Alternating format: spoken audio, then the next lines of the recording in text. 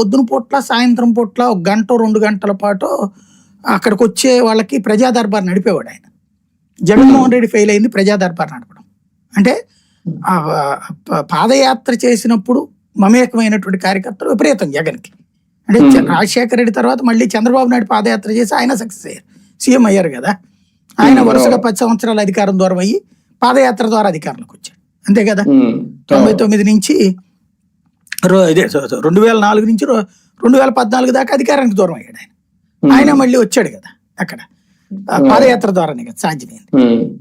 అయితే ఇప్పుడు 2014 నుంచి 19 దాకా చంద్రబాబు పాలన అయిపోయాక 19 నుంచి టైంలో జగన్మోహన్ రెడ్డి పాదయాత్ర చేశాడు, విపరీతంగా పబ్లిక్ తో ఇంటరాక్ట్ అయ్యాడు, కార్యకర్తలు మాక్సిమం ప్రతి ఒక్కళ్ళని కలవగలిగాడు.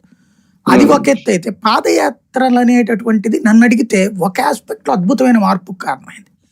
ఏంటయ్యి అంటే అంతకుముందు మన కళ్ళెదురుగుండా కమ్యూనిస్టులు ఉద్యమాలు అనేకం జరిగాయి. పెన్షన్ ఇవ్వండి అంటే పెన్షనా, ఎవడరాడు ఇచ్చేది, ఏంది, ఉద్యోగస్తులు అనుకుంటున్నారా అని మాట్లాడుకునేవాళ్ళు.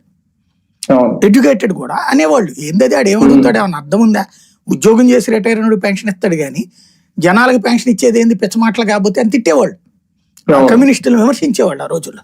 అలాగే ఇళ్ళు ఇవ్వండి అంటే దోచి పెడతారా, అందరూ జనాలు కష్టపడి సంపాదించినంత వీళ్ళకేమో ఇళ్ళు రాసి ఇచ్చేస్తారట, ఇట్లా మాట్లాడేవాళ్ళు ఆ రోజుల్లో వీళ్ళు అడిగే మాటలకి. అలాగే ఫీజు ఉచిత పాఠాలు చెప్పాలి, ఇదే